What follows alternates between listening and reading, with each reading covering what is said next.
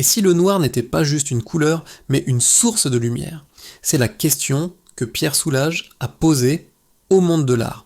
Et sa réponse a tout changé.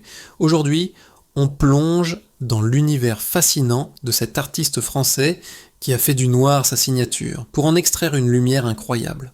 Préparez-vous à découvrir l'outre noir, son invention géniale, et à voir le noir comme vous ne l'avez jamais vu. Pierre Soulages, c'est l'histoire d'une vie entière dédiée à une seule quête, faire jaillir la lumière de l'obscurité. Né en 1919 à Rodez, en Aveyron, il est très tôt fasciné par les paysages bruts de sa région, les vieilles pierres et les ombres profondes. Une visite à l'abbatiale de Conques, un chef-d'œuvre de l'art romane, va marquer sa jeunesse et forger son amour pour les formes épurées et la matière. Pour lui, l'art n'a pas besoin de représenter quelque chose, il doit être une expérience. Après la guerre, il s'installe à Paris et se lance à corps perdu dans la peinture abstraite.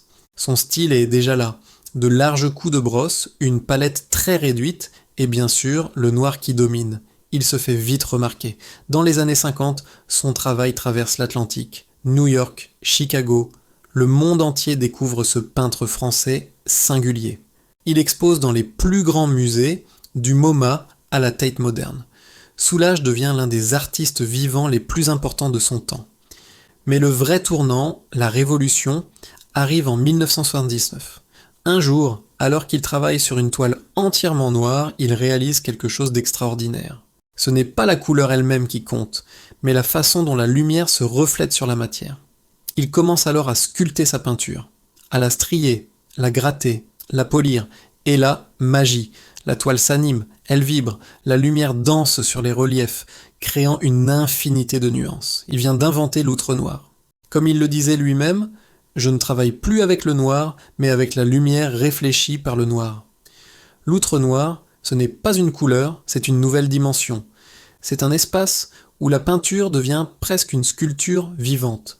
Pour y parvenir, Soulages crée ses propres outils, des raclettes immenses, des brosses étranges, tout ce qui lui permet de modeler la peinture comme un paysage.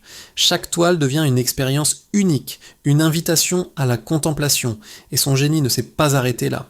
Entre 1987 et 1994, il réalise une œuvre monumentale.